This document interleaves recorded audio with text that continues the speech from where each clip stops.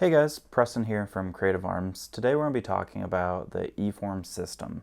So the Eforms System is the ATF's online system to create or submit certain different types of forms. I use it primarily for transferring suppressors from dealer to entities such as law enforcement or other agencies. Today specifically we're going to be talking about the Form 1. A Form 1 is an application or a request to make your own suppressor or convert your firearm into an SBR, short barrel shotgun, or potentially a automatic firearm. Most of the time, the automatic stuff gets denied just because of the agencies and stuff like that. So today we're really going to be looking at the SBRs, the short barrel shotguns, and the suppressors. So to start out, a Form 1 versus a Form 4. The Form 4 is an application for a dealer to transfer a suppressor to a person. A Form 1 is an application for an individual or a trust to be able to make their own firearm or convert it again into a short barrel rifle or a short barrel shotgun. The real benefit between the Form 1 versus the Form 4 is being able to use the electronic system via the ATF's website. So traditionally, a Form 4, we do everything via hard copy, and then we submit that paperwork into the ATF, whereas the Form 1, we do everything electronically, then it gets submitted to the FBI for their background check, and then all you have to do is send in your fingerprints to them, and then everything is sent back to you electronically. So the timeline right now, it seems like the Form 4s take about, on average, 7 to 9 months, where a Form 1 application takes about 3 to 5 weeks on average. You do have some variability in that just because of the FBI background check system. So sometimes I have customers where they'll do a short barrel shotgun or short barreled rifle and it might take a few months rather than a few weeks. So what we're going to do is we're going to hop on the computer here in just a second and go ahead and walk you through submitting a Form 1 for a short barrel rifle and a suppressor. So let's hop onto the computer screen and let's take a look. Alright guys, so I've already went ahead and logged on to the eforms.atf.gov website. So this is the first screen that you're going to see. So over here on the left hand side, it's got a variety of different notices. So they've been updating this regularly.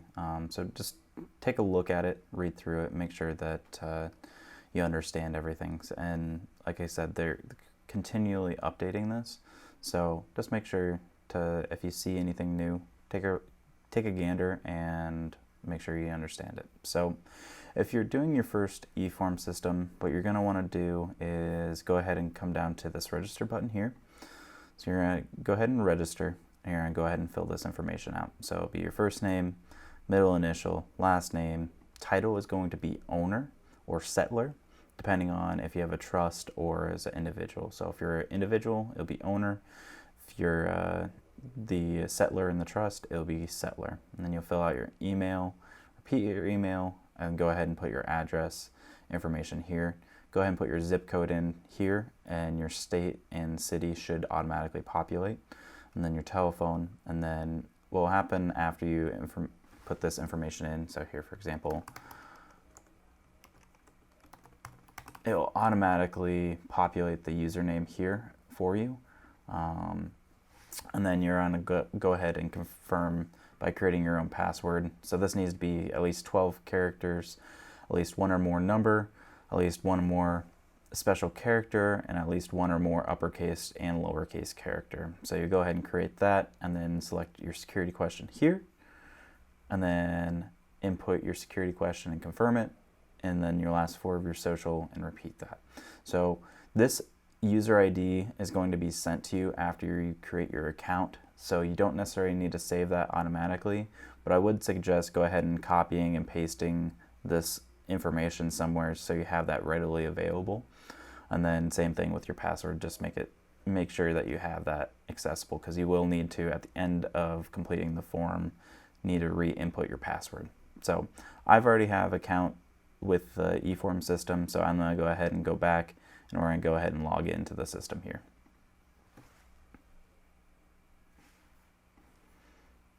So this is just a notification that you're accessing a U.S. government informational site and their general disclosure. So I'll go ahead and let this load up. The eForms website is a little old school, meaning that you're going to want to be doing all your eForms stuff on a computer. I would highly suggest not doing this on your phone or tablet, as it kind of takes a while and is prone to having issues if you try to use it on any other device. So here we have kind of our main screen.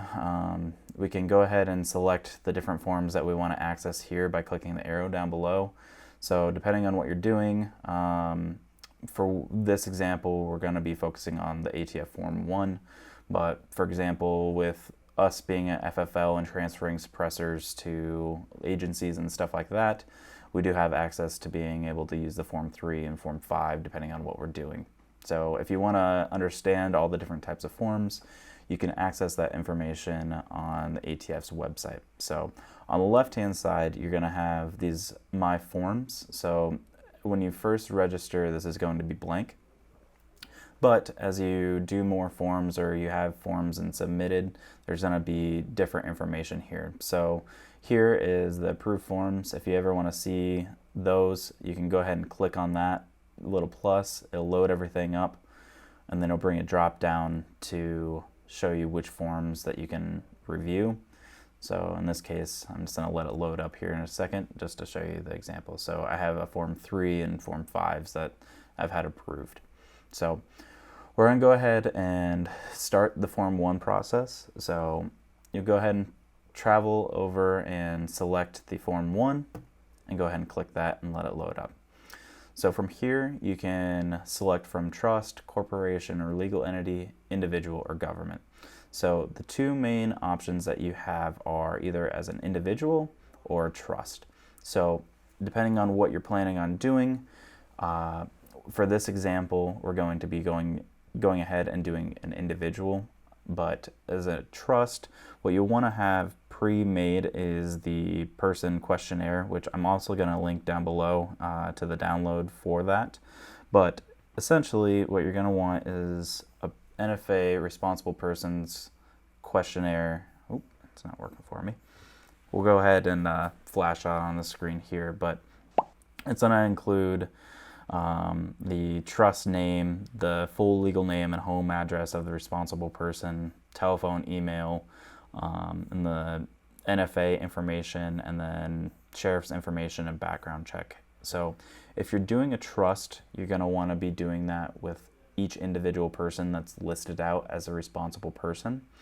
If you're just starting a trust, I usually recommend setting yourself up as the only person in the trust and then doing all your suppressor paperwork. That way it relieves you of having to get a variety of things done for 7-8 individuals. So again, for this example, we're going to go ahead and do the individual. So you go ahead and click this check mark and hit next.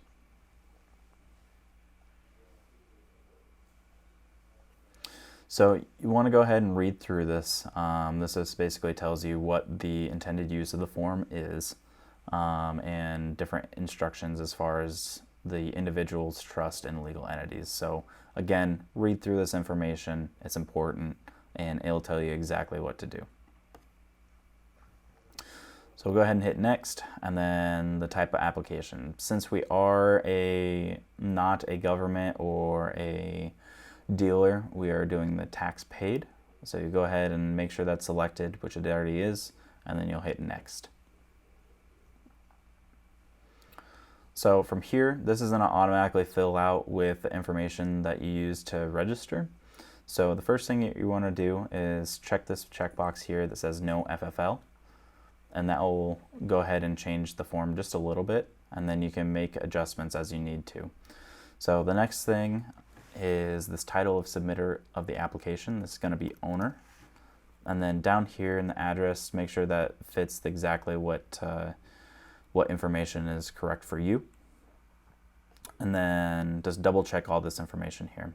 And then below, these are the maker's questions. So these are basically the same questions as the 4473, but go ahead and read through those and select the according answer. So I'm just going to go ahead and go through here.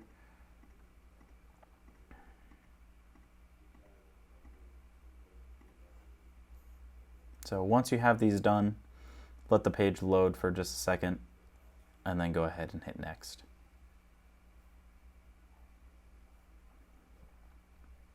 So the next page is responsible persons. So this is going to kind of halfway automatically fill out your information with these first 5-6 boxes here. So we're going to go ahead and fill this information out. So your citizenship should load. All right, so we'll just go ahead and skip that for now. But so another way to navigate this site, it can be kind of confusing, is there's a bunch more boxes over here. So you can either use tab, so go ahead and click one of these boxes and just tab over, and it'll automatically bring you over. And then as you tab, then it'll bring up the bar here, but just go ahead and hit tab. If you need to go back, just hold shift and then tab, and it'll bring you back as well. So another thing that you're gonna need to prepare ahead of time is a photo. And this needs to be a photo of yourself with a fairly blank background. And then the other requirement is it needs to be at least under 2 megabytes. So if you're taking it on a modern day smartphone, you may need to reduce the file size. So I've already went ahead and reduced that to 790 kilobytes. And then choose for upload, and then let that load through. So you'll stay on that screen. This dialog box saying uploading photo will pop up, and you'll let that go ahead and cycle through. Next up, you'll do your social. It's not required, but I usually recommend filling that information out. That way it just makes it easier for the background check to go through. So then we'll go ahead and do the information as far as address.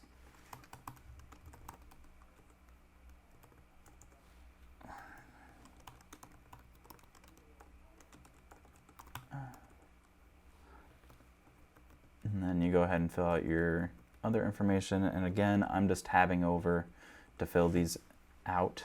And then birth country, you'll go ahead and select that down from the list, let that load the birth state, and then you'll fill that information out. And then state of residence.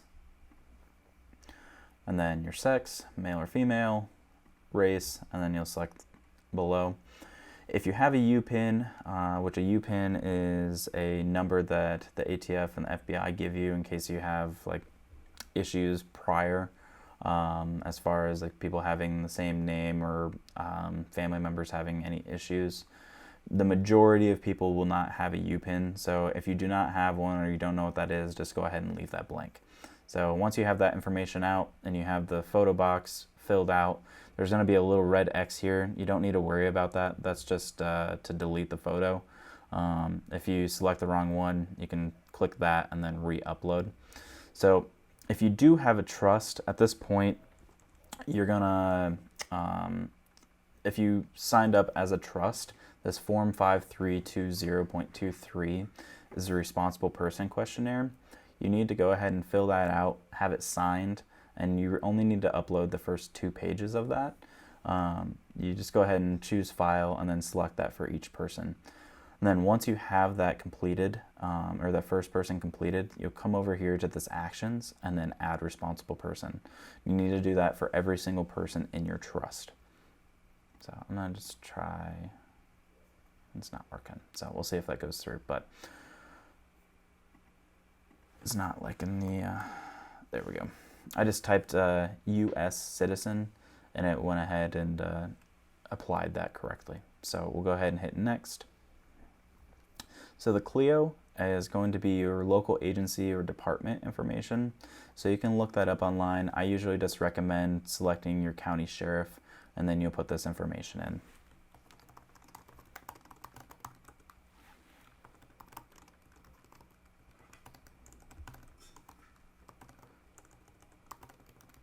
And then the title will either be sheriff or chief of police.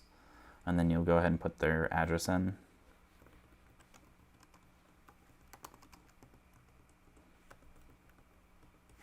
And then again, you put the zip code in and it's going to automatically fill that information.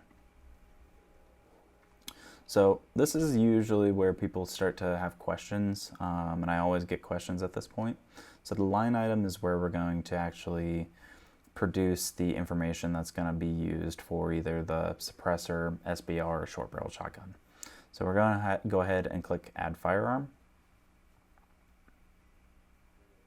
And let that load up, and it's going to bring up essentially a small pop-up window inside the tab. So this section is really where you're going to put all the details as far as either the firearm or the suppressor that you're going to make. So they've also added this tab here below that explains what you're going to need to do. So if you do have a short barrel rifle or a short barrel shotgun that you're wanting to create, you're going to go ahead and find that information. So for example, if we're using if we're making a Daniel Defense rifle, we're going to put Daniel Defense, and it should bring up a dialog box. You'll select that and then hit Verify Manufacturer, and then you'll be able to select, once it verifies, we'll go ahead and just do this just to show it, and then you'll select United States. And just for this example, I'll go ahead and just go to the next one to show you. So from here, we'll go ahead and say, okay, we want to make a short barrel rifle. So at this stage, you want to have your rifle in front of you because you're going to get the information off of that. So then from there, you want to click your model number, the caliber that it is, and then this unit of measure is going to be what the unit of measure as far as length of barrel and overall length is going to be. So you'll select that accordingly. And then from here, you'll want to measure your barrel length and add that in, and then the overall length from the tip of the barrel to the stock extended as far as overall length, and then add your serial number. And then in the description, you'll go ahead and say Daniel Defense AR-15 short barrel rifle, and then this state why you're intending to make a firearm will be any legal reason. And the silencer or suppressor, or silencer, excuse me, product type, you can either put hearing protection or also any legal purpose. So I'm just going to go ahead and go backwards and then change this over to the suppressor. So I'm going to clear this out. And then again, they have the instructions right here for you, so it makes it fairly simple. So if you're creating your own suppressor, you're going to do this by manufacturer code. And this also can be used for, let's say you have a rifle that you made out of like an 80% receiver. You can use this same process by manufacturer code and type FMI. And this is the designation for Form 1 registration to create something. So that's verified, and then you're going to go ahead and select United States, let that load, and hit Next. Okay. We're going to go ahead and reset this to silencer, and this whole information here should change here in just a second. So this screen usually is the longest loading item in the whole Eforms system. I've had it where it takes 4 to 5 minutes for everything to load properly, and I've had it where it takes about 20-30 seconds. So be patient on this screen and understand that it's trying to pull up every single model number that people have created, so it might take a little bit of time. And while you're waiting, this would be a good time to go ahead and make sure that you have the dimensions proper, or the dimensions laid out properly, because you're going to want the overall length of the suppressor that you're creating. And then at this point in time, you can either select my item description is not listed, create a new item if you want to create your own model number, or you can go ahead and select from the model list here. So this is every single model number that's been previously made. I usually either recommend selecting a basic model number, say for like if we're doing a 22 suppressor or something like that, to go ahead and just select one of these. So in this case, we'll use 22 long rifle, or you can just do NA if you do not want a model number on the suppressor or that information. So you let that load up, and then the caliber will automatically populate, or at least the box will, and then you'll need to select it. Again, they've done a good job at adding some notes inside these pages. So below here, it says, if no model is desired, select NA in the model drop-down list. Selecting a pre-populated model from the drop-down list will prevent delays in processing time. Offensive model names will be disapproved. Selecting a create new box will increase process time in addition to normal process times. Enter a single caliber, and serial numbers must contain one Roman numeral and no special characters, exceptions, and hyphen or space. So we'll go ahead and select the caliber, since this has listed properly. Unit of measure is still inches, and in this case, let's just do 6 inches. And then you'll go ahead and create your serial number. So again, I usually recommend something basic, so start like with 001, and then if you intend to build more in the future, then you can just do 002, 003, 004. So again, another kind of note is you can have the same serial numbers as long as the model numbers are different. But if you have the same model number, you'll want to go ahead and create a separate serial number for that. So state why you intend to make a firearm. You can either put hearing protection, or in this case, any legal purpose. Let that load. And I usually just make sure that there's no spinning wheels to make sure that loads properly. And then go and hit next. And then on this right-hand side, this line item summary, you'll be able to check that everything is loaded in properly. If there's any issues where the serial number didn't load, or the overall length didn't load, or caliber, or anything of that nature, go ahead and hit this back button and go back and make sure it's filled in properly. Again, you might need to let it load for a minute and then go from there. This electronic documents, you do not need to submit anything here. There's usually, like if you're doing a multiple caliber or anything like that, there might be some information that you need to add here, but usually you don't need to do anything at this step. So you go ahead and click finish, and that will load in here in just a moment.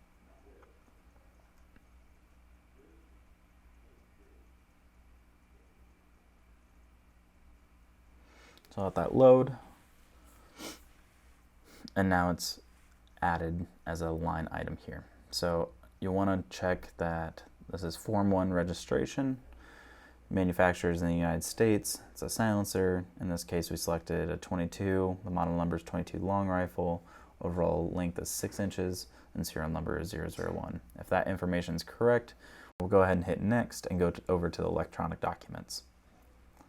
So as an individual, the electronic documents you can go ahead and just skip over because you've already supplied your photo and your basic information and the background check checkboxes previously in the application and applicant areas. So we'll let that load, but if you do have a trust, this will be the point where you'll want to upload a copy of your trust. So the trust document needs to have pretty much everything plus the notarized page signed and dated. That's what they're looking at to make sure that it's accepted. And then if you have any additional amendments or anything like that, you'll need to make sure that they're attached also. So I usually recommend scanning that in or having a electronic PDF of that. And every time you make edits to the trust, you want to go ahead and make an updated electronic file just so you have it, so you can apply it correctly. So we're just, again, waiting for this page to load. You need to be a little bit patient with the Eforms website because, again, it can be slow, and you never know how many people are doing the same forms and taxing the website. So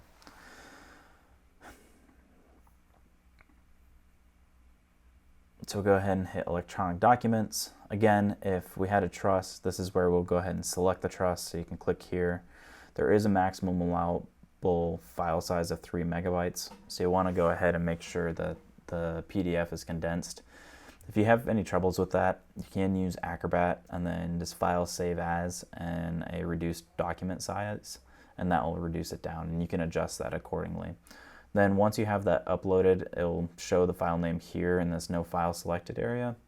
And then you'll go ahead and select the document type. So then it'll be corporation, trust, or other legal entity. And then you can go ahead and put a description here. So it could be Preston's NFA Trust, or however your trust is named. So then you'll just click add, let it load, and then once it's completed, then it will line up right here. So next. So when you get to this certified page, if you've done everything correctly, the application, or this box here, will show up green and say the application has been validated successfully. If you don't have something filled out properly, this will usually call it out and have a link directly to it. You'll go ahead and click that link and go back to exactly where the issue is and change it.